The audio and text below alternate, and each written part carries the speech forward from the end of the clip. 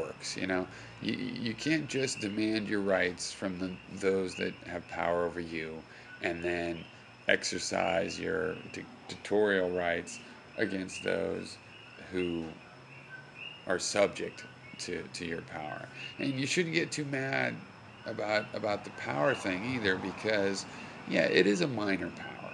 It's a pretty petty power, but it's indicative of how you deal with power. If you're going to abuse even that little bit of power, then what are you going to do with a really great amount of power, should you ever have it?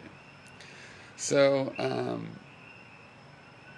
yeah, I just, and I don't particularly, uh, not going to put my voice. I think it's important that my version of free speech, that goes all the way down to everybody, be held as distinct from this bullshit self-promoter. I want my free speech so that I can be all about my own free speech and fuck the rest of you. You know, I don't. I want a distinct.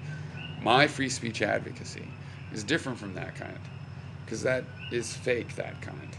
And this is a classical thing. There's the fake skeptics and these nihilists and the people that are the fake doubters and the fake nonconformists, the fake non-dogmatists, which actually have their own dogma and believe some of the more petty things, the social conformist nature, like red stars matter, and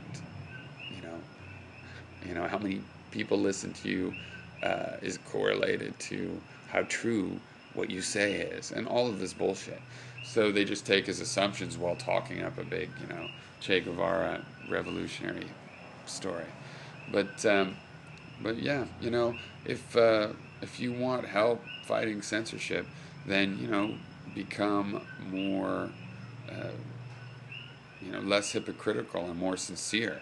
And and the thing is, if you know anything about this country, you'll know that YouTube can, in fact, do anything it wants along these regards. You have no rights, period, in this context at all. You can go to another website, period. It's terms of service. It's like, there is no actual debate in our legal context. You'd have to start a political movement. Forget YouTube. You need to go to Congress and talk to Congress and use YouTube as an example or something if you want. And they are not going to worry about it. So it's sort of futile. I'd rather spend my time convincing people that are on YouTube right now what censorship really means than worry about what YouTube's going to do.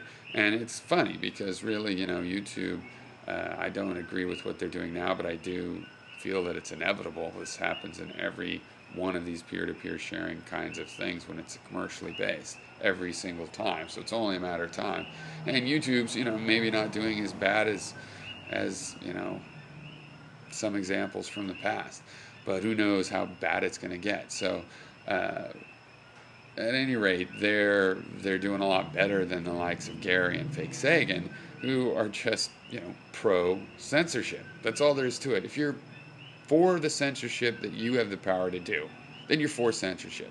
Oh, but I'm not. But I don't ever do the censorship. Not in my power. Yeah, great defense. The stuff in your power, you do. Period. You are a censor. End of story. I'm glad you don't have any more power. That's all there is to that.